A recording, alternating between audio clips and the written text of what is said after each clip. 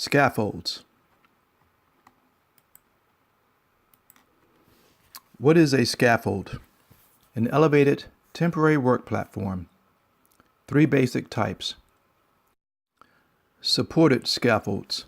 Platforms supported by rigid, load-bearing members, such as poles, legs, frames, and outriggers. Suspended scaffolds. Platforms suspended by ropes or other non-rigid overhead support. Aerial lifts, such as cherry pickers or boom trucks. Hazards.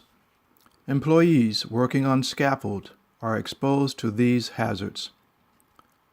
Falls from elevation, caused by slipping, unsafe access, and lack of fall protection. Struck by falling tools/debris.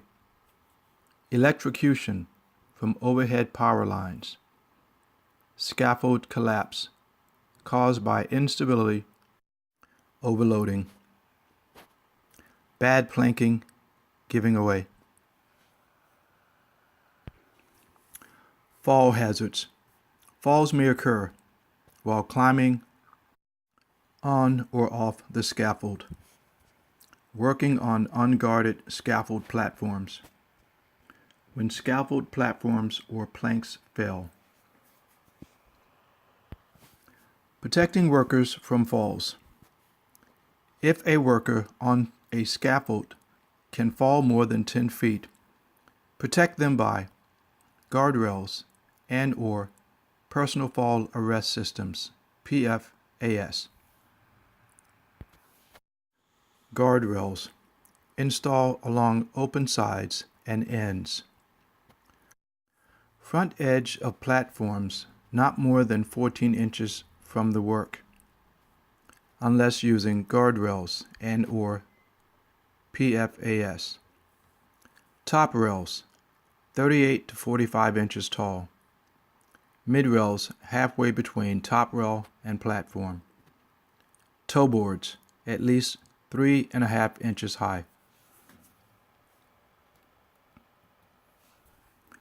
Personal fall arrest systems, PFAS. You must be trained how to properly use PFAS. PFAS includes anchorage, lifeline, and body harness. Fall protection requirements.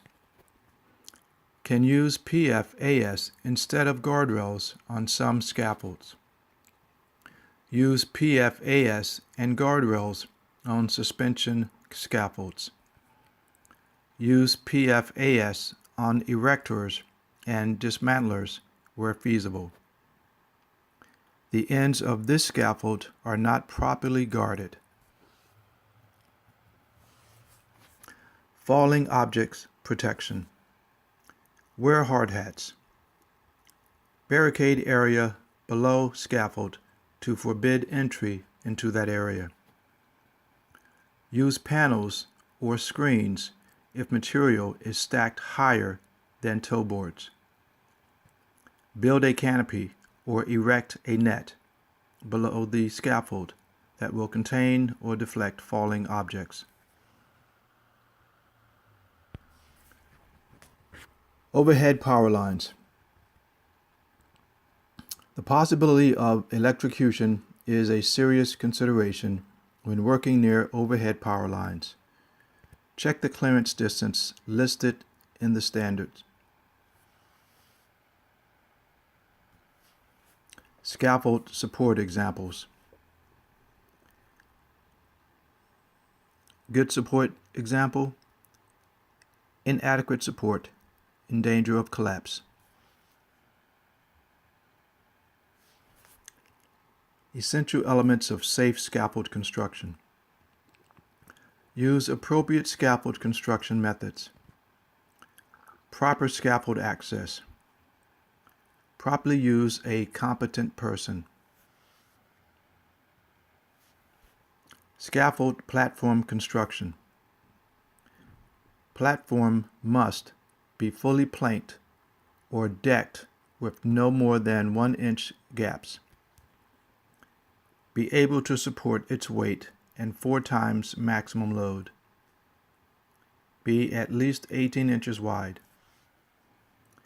This is not a properly constructed scaffold.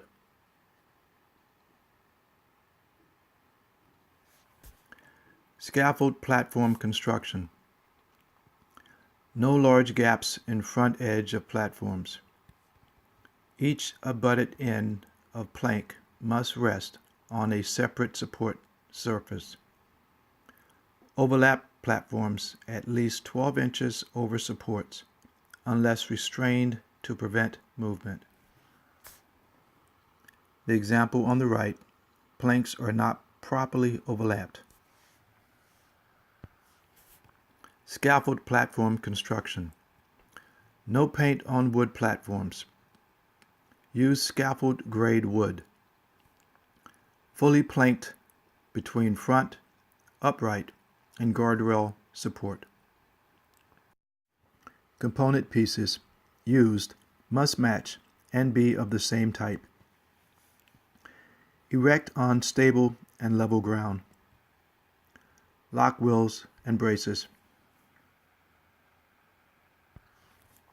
Scaffold height. The height of the scaffold should not be more than 4 times its minimum base dimensions, unless guys, ties, or braces are used. Platform ends. Each end of a platform, unless cleated or otherwise restrained by hooks, must extend over its support by at least 6 inches. The example shown has no cleats. Supported scaffold. Platforms supported by legs, outriggers, beams, brackets, poles, uprights, posts, and frames. Restrain from tipping by guys, ties, or braces. Scaffold poles, legs, posts, frames, and uprights must be on base plates and mud sills or other firm foundation. This example is not supported adequately. Proper scaffold access. Provide access when scaffold platforms are more than 2 feet above or below a point of access. Permitted types of access. Ladders, such as portable, hook-on, attachable, stairway type, and built-in. Stair towers, ramps, and walkways. May use building stairs and come out window. Scaffold access. No access by cross braces. When using ladders, bottom rung no more than 24 inches high. Can use some end frames. Can access from another scaffold structure or hoist. Of the 2 examples, the one on the right is not an example of proper bracing. Suspension scaffolds. Platforms suspended by ropes or wires. Ropes must be capable of supporting 6 times the load. Train employees to recognize hazards. Secure tie to prevent swaying. Support devices must rest on surfaces that can support 4 times the load. Competent person. Evaluate connections to ensure the supporting surfaces can support load. Inspect ropes for defects before shift. PFAS must have anchors independent of the scaffold support system. Moving scaffolds. Employees can't be on a moving scaffold unless surface is level, height to base ratio is 2 to 1, Outriggers are installed on both sides of scaffold. Employees can't be on scaffold parts beyond the wheels. Competent person must be on site to supervise. Fatal fact: moving a lift. Employee was operating an aerial lift with an extendable boom rotating work platform. The boom was fully extended, and the machine apparently ran over some bricks, causing the boom to flex or spring, throwing the employee from the basket. The employee fell 37 feet to a concrete surface.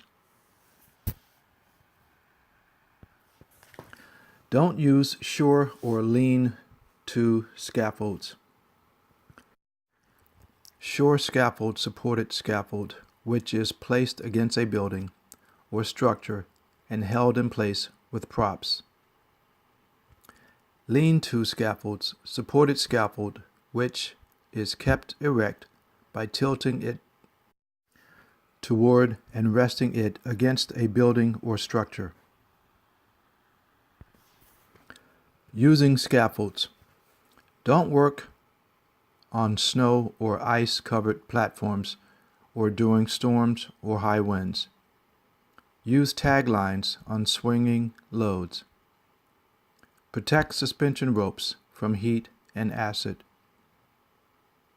A covered scaffold has special wind load considerations. Fatal fact: ice and no guardrails. Laborer was working on the third level of a tubular welded frame scaffold, which was covered with ice and snow. The scaffold was not fully decked. There was no guardrail and no access ladder. The worker slipped and fell headfirst 20 feet to the pavement below.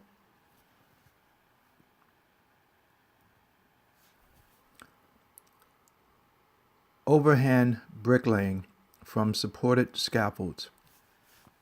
A guardrail or personal fall arrest system is required on all sides except the side where the work is being done. Competent person. Person capable of identifying and promptly correcting hazards. Determines if it's safe to work on a scaffold during storms or high winds. Trains workers to recognize hazards. Selects qualified workers to conduct work. Scaffold inspection. Competent person inspects scaffold for visible defects before each shift and after any alterations. Defective parts must be immediately repaired.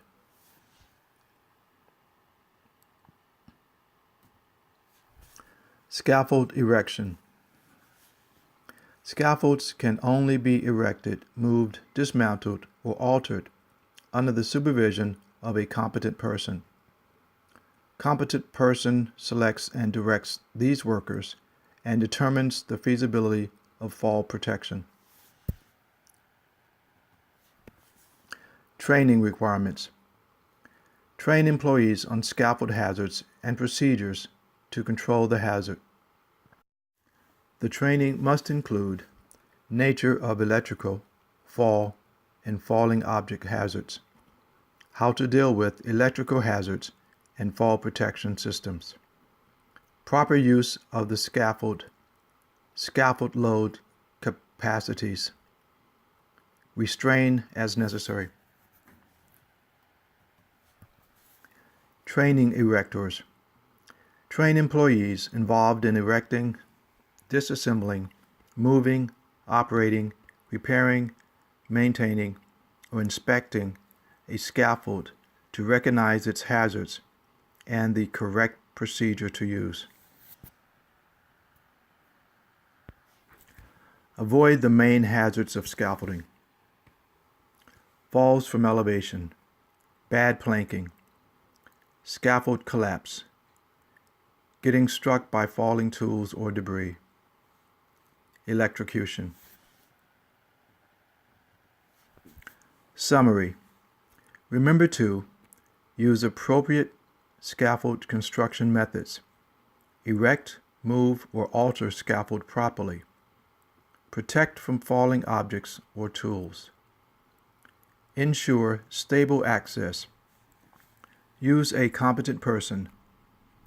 Train on scaffold construction and the hazards involved with scaffolds. Inspect scaffolds before each shift and after alterations. Determine fall protection requirements.